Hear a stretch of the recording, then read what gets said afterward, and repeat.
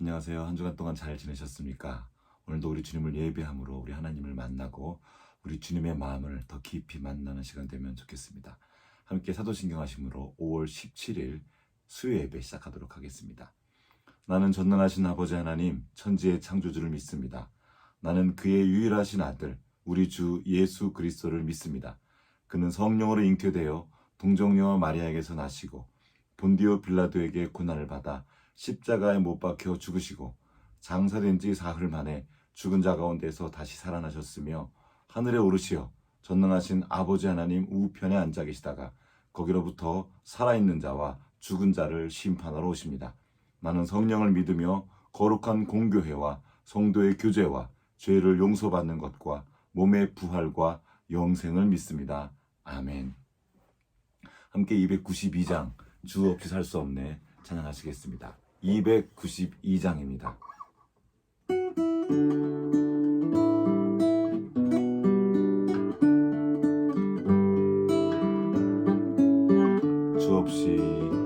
주 없이 살 수 없네 죄인의 구주여 그 귀한 보배 피고 날 구속하소서.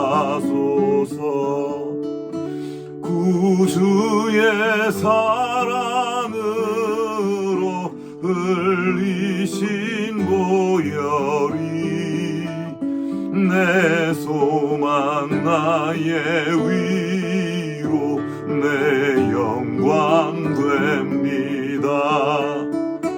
주 없이 살 수 없네 나 혼자 못 서리 힘없고 부족하며 지혜도 없도다.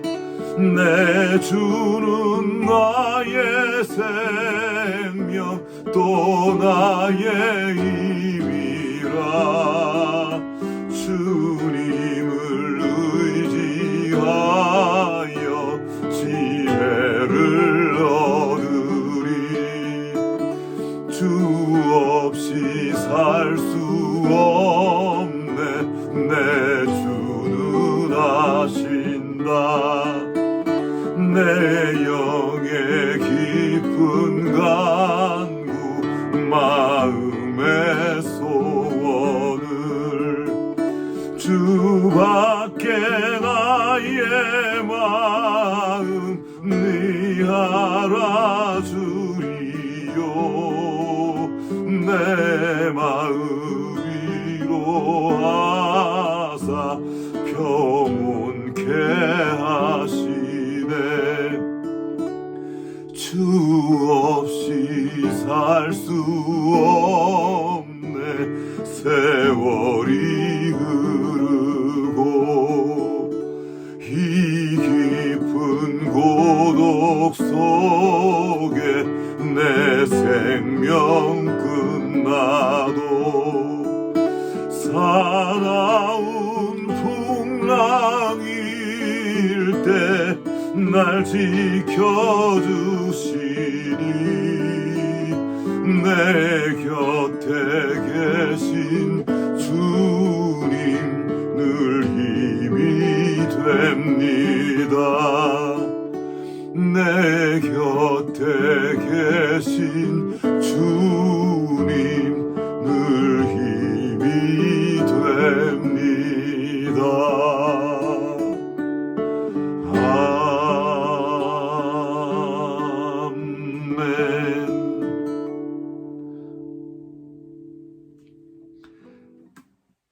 하나님 아버지 감사합니다. 오늘도 우리에게 새 생명을 주시고 이렇게 아버지 앞으로 나와 주님을 예배하며 주님을 높일 수 있도록 은혜 베풀어 주셔서 감사합니다. 우리가 주님 없이 살 수 없는 존재임을 주님 앞에 고백합니다. 주님 없이 넘어지고 실수하고 또 죄를 짓고 주님을 아프게 하지만 그럼에도 불구하고 우리를 버리지 않으시고 우리를 끝까지 붙잡아서 주님께로 인도하여 주시는 그 은혜를 우리가 볼 수 있도록 주여 도와주시옵소서. 우리 곁에 계신 주님을 의지하여 새롭게 나아가고 또 주님의 힘을 힘입어 오늘 하루를 살아갈 수 있는, 날마다 그렇게 살아가는 주님의 자녀로서, 주님 나라의 군대로서 발견될 수 있도록 주여 역사하여 주시옵소서. 오늘도 주님의 말씀 앞으로 나아갑니다. 오늘도 말씀하여 주실 때 그 말씀의 한 절이라도 우리의 중심에 새기게 하시고 그 말씀을 힘입어 오늘을 살아갈 수 있는 은혜를 누릴 수 있도록 주여 도와주시옵소서. 성령으로 충만케 하시옵시고 말씀 깨닫게 하시고 새겨주시는 그 말씀을 살아낼 수 있도록 주여 은혜 베풀어 주시옵소서. 오늘도 주님 의지하옵고 우리를 권하신 우리 구주 예수 그리스도의 이름으로 기도합니다. 아멘.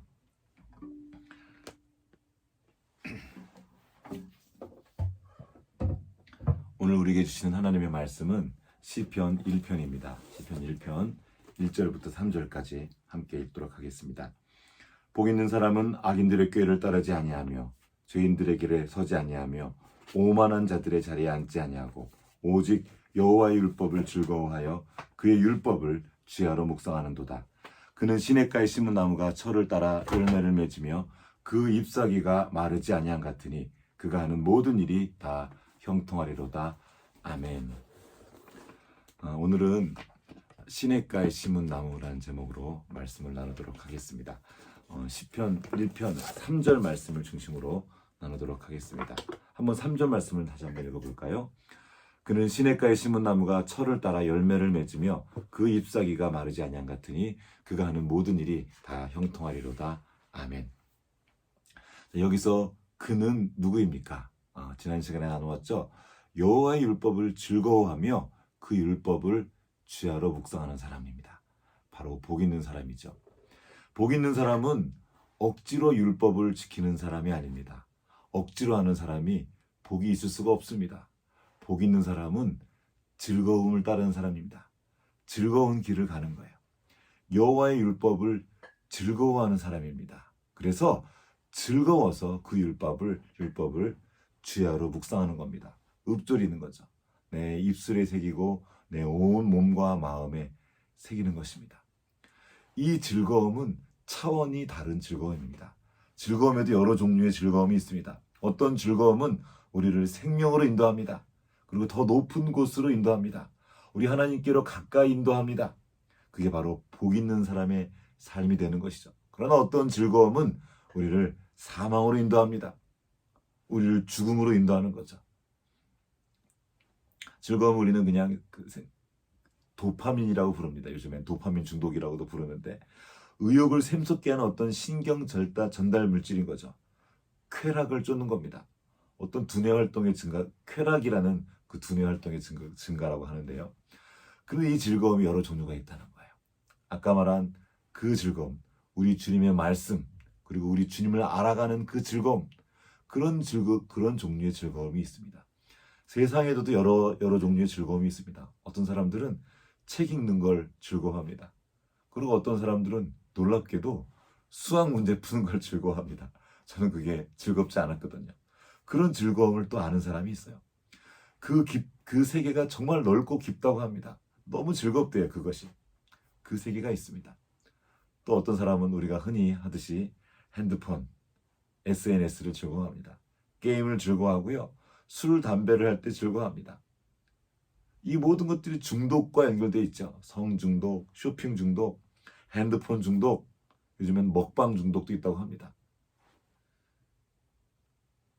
온갖 중독들이 우리를 죽음으로 인도합니다. 중독에 걸리면 하루 종일 그것들을 묵상하죠. 원래는 주님의 말씀을 묵상하고 주야로 묵상해야 되는데 즐거워하면서 우리는 핸드폰을 즐거워하고 핸드폰을 주야로 묵상합니다. 하루 종일 핸드폰을 곁에 두고 수시로 확인하고 보면서 기득대고 없으면 불안하고, 이 핸드폰의 자리에 주님의 말씀만 딱 갖다 두면 그 사람은 복 있는 삶을 살 수밖에 없습니다. 그렇게 우리가 핸드폰을 우리 몸에 지니고 새기고 계속 함께하는 것처럼, 특히 좋아하는 것처럼, 만약에 우리가 그 말씀을 그렇게 붙잡고 살아간다면 그 말씀이 그의 삶을 진짜 생명으로 인도할 것입니다.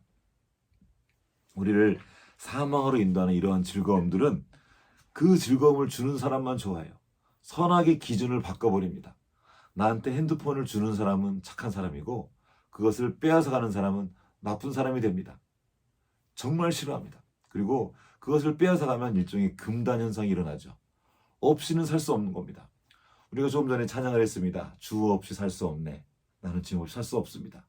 그러나 요즘엔 바뀌었습니다. 나는 핸드폰 없이는 살 수 없습니다. 한순간도 핸드폰 없이는 살 수 없어요. 늘 내 곁에 두고 있지 않으면 불안해서 견딜 수가 없습니다. 어느새 현대인들은 이런 현대 문명이나 기계 없이는 살 수 없는 존재가 되었습니다. 이전엔 이런 거 없이도 우리는 행복했고 즐거웠고 많은 것들을 누리며 살 수 있었습니다. 그러나 어느새 우리는 길들여진 거죠. 그런 기계 문명에 내가 세상을 통제하기 위해서 많은 것들을 발견하고 발명했지만, 그리고 정말 편리하게 만들어놨지만 오히려 그것의 노예가 돼서 그것에 붙들린 바 된 채로 살아갑니다. 그 인생이 불행하고 복을 잃어버린 그런 삶이 되는 경우가 너무나 많습니다. 우리는 주님의 말씀을 따라 살 때, 그 말씀을 즐거워하고 그 말씀을 주야로 묵상할 때 참된 복된 삶을 살 수 있습니다. 그 즐거움을 아는 것이 너무 중요합니다. 이 말씀은 억지로 따르는 사람, 누군가 시켜서만 가는 사람은 그 복 있는 자의 삶을 살 수가 없습니다. 잠깐 갈 수 있는 것이 아니기 때문입니다. 계속 가야 되는데 억지로 갈 수가 없습니다. 한두 번은 하죠. 우리는 그 즐거움을 배워야 됩니다. 금방 알지 않습니다. 알아가야 돼요. 알아야 재밌습니다. 수학도 그 수학을 좋아하는 친구들한테 제가 학문의 즐거움이라는 책을 통해서 수학도 즐거울 수 있다는 것을 안 적이 있습니다. 알아가는 거예요. 모르는 것들을 알아가고 풀어가는 재미가 있는 겁니다. 어렵지만 그것들을 이겨내는 즐거움이 있는 겁니다. 그게 일종의 즐거움인 거예요. 주님의 말씀도 마찬가지입니다. 그 즐거움을 알아가는 거예요. 재미를 찾아가는 겁니다. 어떻게 그 즐거움을 알아갈 수 있습니까? 알아야 됩니다. 그리고 실천해 봐야 돼요. 해봤더니 재밌네.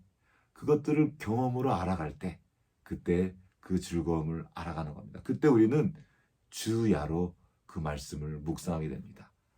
기쁠 때나 슬플 때나 밝을 때나 어두울 때나 그 말씀이 우리의 중심에 있으므로 즐겁고, 그 말씀이 있으므로 흔들리지 않고 불안하지 않고 견고히 설 수 있는 그 지경에 있는 것입니다. 그러한 사람, 그렇게 율법을 즐거워하며 주야로 묵상하는 그러한 사람이, 그 사람이 바로 시냇가에 심은 나무 같은 사람입니다. 그 시냇가에 심은 나무 같은 그 사람은 철을 따라서 열매를 맙니다. 때를 따라 열매를 맺는 사람이죠. 이와 비슷한 말씀이 예레미야서에도 있습니다. 예레미야 17장 8절 말씀을 제가 한번 읽어보겠습니다. 그는 물가에 심어진 나무가 그 뿌리를 강변에 뻗치고 더위가 올지라도 두려워하지 아니하며 그 잎이 청청하며 가무는 해에도 걱정이 없고 결실이 그치지 아니함 같으니라. 예레미야 선지자가 이 시편 3편을 조금 더 자세히 설명을 해준 것 같은 그런 말씀입니다. 여기는 이 말이 나와요. 그 물가에 심겨진 나무가 그 뿌리를 강변에 뻗치고, 더 뿌리를 깊이 강가로 물이 있는 곳으로 점점 뻗어나가는 겁니다. 그래서 물가와 연결될 때 더위가 올지라도 두려워하지 않습니다. 원래 더위가 오면 두려워되는 거죠. 무서운 일이 오는 겁니다. 힘겨운, 내가 두려워하는 어떤 일이 있는데 이제 더 이상 그것을 두려워하지 않는 것입니다. 왜요? 그 물가에 내 발이, 내 뿌리가 뻗어 있기 때문입니다. 그리고 그 잎이 청청하면서 가무는 해에도 걱정이 없습니다. 가물면 이 나무는 끝장입니다. 죽는 거예요. 내 생명이 왔다 갔다 하는 겁니다. 그래서 우리는 걱정해요. 우리 인생도 그렇죠. 내가 걱정하는 무엇인가가 있습니다. 인생의 가뭄이 있습니다. 뜻대로 되지 않는 거죠. 아무것도 할 수 없는 것 같은 그런 때가 있습니다. 그런데 그때도 걱정이 없습니다. 왜요? 우리가 그 생명수에 물을 대고 있기 때문입니다. 아는 거죠. 이것이 나의 생명을 지켜주고 있는 걸 알고 그 생명수에 연결되어 있기 때문에, 그 물가에 심어져 있기 때문에 걱정이 없는 것입니다. 그 사람은 이 예레미야 17장 보면 바로 앞절에 그가 어떤 사람인지 나와 있습니다. 그는 어떤 사람이길래 이렇게 물가에 심어진 나무처럼 걱정이 없이 더위가 와도 두려워하지 않고 가무는 해에도 걱정이 없이 살 수 있을까? 그는 이런 사람입니다. 예레미야 17장 7절 말씀입니다. 그러나 무릇 여호와를 의지하며 여호와를 의뢰하는 그 사람은 복을 받을 것이라. 여호와를 의지하고 의뢰하는 그 사람은 복을 받는다고 합니다. 복 있는 사람이라는 거예요. 자, 그런데 하나님은 보이지가 않습니다. 어떻게 보이지 않는 하나님을 의지하고 그분께 의뢰할 수 있습니까? 어떻게 그분을 믿고 신뢰할 수 있겠습니까? 잠언 16장 20절 말씀입니다. 삼가 말씀에 주의하는 자는 좋은 것을 얻나니 여호와를 의뢰하는 자는 복이 있느니라. 여호와를 의지하는 자는 복이 있느니라. 여호와를 의지하는 자가 어떤 사람이라는 겁니까? 삼가 말씀에 주의하는 사람입니다. 삼가 말씀에 주의하는 그 사람이 바로 그 행동이 여호와를 의지하는 겁니다. 여기서 삼가 말씀에 주의한다는 것은 말씀을 잘 듣고 내 행실을 삼간다는 겁니다. 그리고 그 말씀을 실천하는 것을 포함합니다. 말씀을 따라 행하는 거예요. 주님의 말씀을 듣고 그 말씀을 의지해서 행하는 겁니다. 내게 어떤 생각이 있습니다. 나에게도 경험이 있어요. 나의 경험과 나의 생각과 나의 지혜를 의지하는 것이 아니라 주님의 말씀을 듣고 그 말씀을 통해서 깨달은 것, 그 말씀이 내게 말하는 것들을 믿고 의지하며 그것을 따라 행하는 겁니다. 그 말씀과 관계하는 삶을 말합니다. 우리가 하나님 말씀을 지킨다고 할 때 오해하는 것이 있습니다. 이것은 어떤 법칙을 그냥 지키는 것이 아닙니다. 우리가 교통법규 지키듯이 그냥 교통법규를 지키는 것과는 차원이 다릅니다. 교통법규는 그냥 법절을 지키는 거죠. 어떤 규칙을 지키는 거죠. 그러나 말씀을 지킨다는 것은 규칙을 지키는 것이 아닙니다. 인격이신 하나님과 관계한다는 겁니다. 하나님의 말씀을 따른다는 거예요. 하나님과 관계하고 말씀하시는 그분을 신뢰한다는 겁니다. 아무런 무생물, 그냥 규칙, 법전을 따르는 것이 아닙니다. 말씀하시는 하나님과 소통하고 그분과 인격적으로 교제하는 겁니다. 하나님이 내게 말씀하셨으므로 그 말씀에 순종하는 겁니다. 인격이신 그분을 따르는 거예요. 물어보는 겁니다. 하나님, 이 말씀이 무슨 뜻이죠? 이 말씀을 내가 어떻게 정할까요? 하나님, 내가 이걸 지금 할 수 없겠습니다. 너무 어려워요. 어떻게 될지 모르겠어요 하고 그 말씀을 들고 가서 묻는 겁니다. 그냥 무조건 해넣어. 무조건 내가 하라는 대로 해. 이게 아니에요. 말씀하신 하나님께 우리는 그 말씀을 붙들고 나아갈 수 있습니다. 주님, 내가 이해가 안 됩니다. 이걸 어떻게 풀어내야 될지 모르겠습니다. 오늘의 삶에 어떻게 적용해야 될지 모르겠습니다 하고 주님께 가서 물을 수 있습니다. 그럼 그 말씀을 또 깨닫게 도와주십니다. 성령께서 우리와 함께 하시면서 그것이 어떤 의미인지 어떻게 살아야 될지 알게 하시는 거죠. 이것이 그래서 이 말씀을 따른다는 것은 기도 생활과 연결되어 있습니다. 왜요? 우리 힘으로 그 말씀을 따를 수 없기 때문입니다. 우리 힘만으로는 그 율법을 다 지킬 수 없어요. 그래서 주님 앞으로 나아가 구하는 겁니다. 주님, 나를 도와주십시오. 나에게 지혜를 주십시오. 나에게 힘을 주십시오.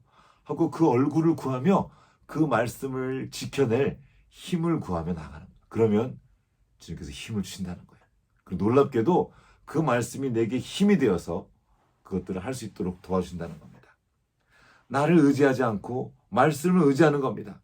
나의 생각과 나의 꾀가 아니라 주님의 말씀이 주님의 말씀을 내 생명의 근원으로 삼는 겁니다. 그때 주님을 경험하는 거예요.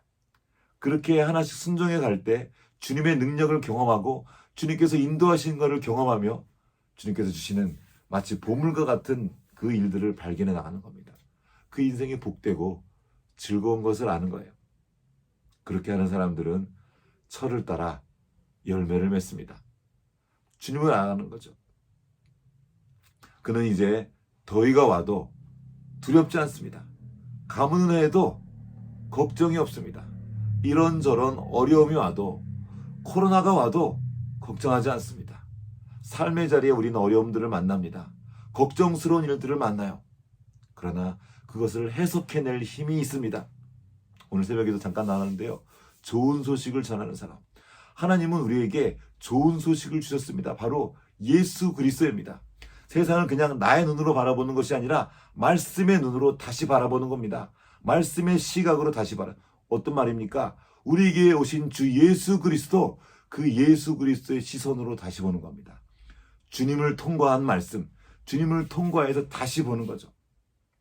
주 예수 그리스도의 십자가를 통해 우리 인생을 다시 보게 될 때 그 인생의 복된 것을 보는 것입니다. 주님이 나와 함께 하시는 것을 보는 것이며 주님께서 나의 삶을 인도하시는 것을 보는 겁니다. 그래서 걱정하지 않는 거예요. 두려워하지 않는 것입니다. 아무리 봐도 나는 혼자 있는 것 같아요. 그런데 주님께서 말씀하십니다. 내가 너와 함께한다. 아무리 봐도 내게 능력이 없는 것 같고 난 틀린 것 같아요. 그러나 주님께서 말씀하십니다. 너는 큰 용사다. 그 말씀을 붙잡는 겁니다. 나의 힘으로는 도저히 이겨낼 수 없을 것 같아. 그래서 너무 절망하고 낭망할 때 주님께서 말씀하시는 거야. 낙심하지 마라. 어째 너는 낭망하고 있느냐? 너의 그 소망을 하나님께 두어라. 이 말씀을 붙잡고 나를 새롭게 하는 겁니다. 나의 느낌을 따르지 않고 그 말씀을 따르는 겁니다. 그런 그 말씀이 내게 능력이 되고 힘이 되고 지혜가 됩니다. 우리는 두려워하면 생각을 하지 못해요. 생각이 돌아가지 않습니다. 머리가 굳어버립니다. 그래서 방법이 없는 것이 아닌데 아무것도 할 수 없는 지경에 멈춰지게 됩니다. 그런 사람이 복된 삶을 살 수가 없습니다. 열매 맺는 삶을 살 수가 없어요. 그러나 우리가 말씀을 붙들고 나아갈 때, 말씀을 통해서 우리의 삶의 자리를 다시 바라볼 때 그 삶은 주님께서 담으신 복으로 가득한 곳이 됩니다. 주님의 사랑이 가득하지 않은 곳이 없어요. 주님의 은혜가 없는 곳이 없습니다. 그 모든 곳에 주님의 은혜가 풍성한 것을 보게 되는 것입니다. 우리는 이제 그 말씀을 통해서 하나님의 인격을 만나는 겁니다. 하나님의 성품을 만납니다. 하나님의 사랑을 만나게 되고 오래 참으시며 우리를 이끌어 주시는 하나님의 선하심을 만나게 됩니다. 신실하신 그분을 만나는 거예요. 어떻게 해요? 말씀을 따라 순종할 때 알게 됩니다. 이것이 바로 말씀에 뿌리를 두는 삶입니다. 그 시냇가에 뿌리를 내는 거예요. 그 물가에 뿌리를 내린 삶이 되는 것입니다. 우리가 기억할 것은 시냇가에 심은 나무가 그 뿌리를 아래로 내린다는 겁니다. 그 물을 먹기 위해서 아래로 더 깊은 곳으로 뿌리를 내린다는 겁니다. 더위가 올지라도 또 가뭄은 해에도 걱정이 없다가 나와 있죠. 하나님을 따르는 그 삶에도 가뭄이 옵니다. 더위가 찾아와요. 감당할 수 없는 뜨거운 힘겨운 일들이 생겨나고 마치 죽을 것 같은 그런 메마른 시간을 지나갑니다. 그러나 하나님께서 왜 그 메마른 시간을 우리에게 허락하십니까? 나무는 그 메마른 시간을 지날 때 뿌리를 더 깊이 아래로 내린다고 합니다. 살려고요. 물기가 없으니까 더 깊은 곳으로 더 깊이 뿌리를 내리고 그렇게 뿌리가 더 아래로 깊이 내려갔을 때 나무가 더 견고히 서게 되는 것이죠. 우리 인생 가운데 가뭄 은혜가 있습니다. 그러나 걱정하지 마십시오. 우리가 주님의 그 시냇가의 말씀에 뿌리를 내릴 때 주님께서 그 생명을 연장시켜 주시고 오히려 더 우리가 견고하게 서게 되는 것입니다.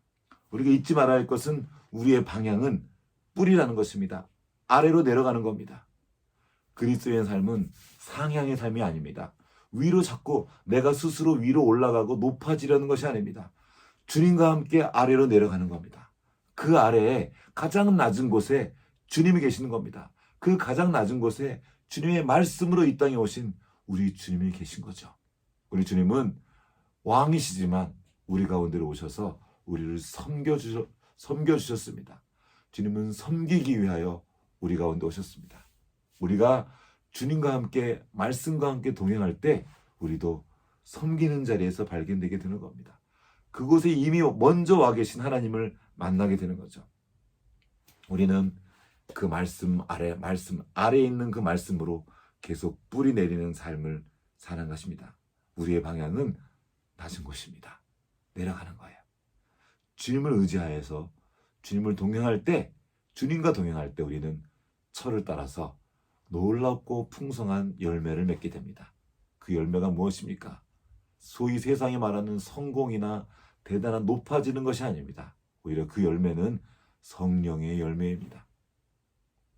주님께서 맺으시는 그 성령의 열매가 무엇입니까? 사랑과 희락과 화평과 오래 참음과 자비와 양성과 충성과 온유와 절제니 이 같은 법을 금지할 법이 없느니라. 주님께서 우리와 함께 하시며 그 성령의 열매를 맺게 하십니다. 어떻게 이것이 가능합니까? 우리가 말씀을 바라볼 때 말씀을 통해서 우리 하나님 아버지를 경험하게 됩니다. 하나님이 어떤 분이신지 보게 되는 거예요. 이 성령의 9가지 열매를 통해서 우리가 보는 것이 무엇입니까? 이게 바로 우리 하나님의 성품입니다. 성령님의 성품이에요. 사랑, 우리가 사랑할 수 있습니까? 희락, 우리가 참으로 기뻐할 수 있습니까? 평화, 우리 안에 평화가 있습니까? 오래 참음, 자비, 양선, 충성, 신실함을 말하죠. 그 온유와 절제, 이 모든 것이 우리 하나님 아버지의 성품입니다. 우리가 말씀을 통해 그 주님을 바라보고 계속 그 주님과 동행할 때 그분을 닮아가는 겁니다. 그리고 우리의 삶의 자리에 이 놀라운 성령의 열매가 맺히는 것입니다. 우리가 주님의 율법을 즐거워하고 그 율법을 주야로 묵상하는 자가 될 때 마치 시냇가의 심기운 나무처럼 더위가 와도 두렵지 않고 가뭄은 해도 잎이 청청하며 그 열매를 맺는 복된 삶을 살게 될 것입니다. 그런 삶을 살게 되시기를 주님의 이름으로 축복합니다. 같이 기도하시겠습니다. 하나님 아버지, 우리를 복 있는 사람으로 불러주셔서 감사합니다.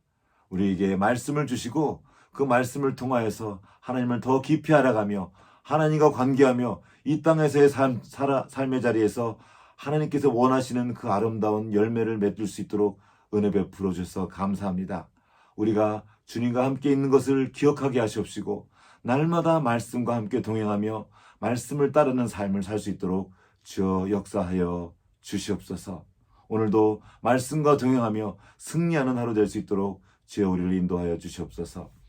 지금은 교회의 머리 되신 우리 구주 예수 그리스도의 은혜와 하나님 아버지의 크신 사랑하심과 성령의 교통하심이 이제 우리 주님의 말씀을 즐거워하며 그 말씀과 늘 동행하며 말씀을 따라 행하는 여기 모인 모든 주님의 자녀들 가운데 이제로부터 영원토록 함께 하시옵기를 간절히 축원하옵나이다. 아멘.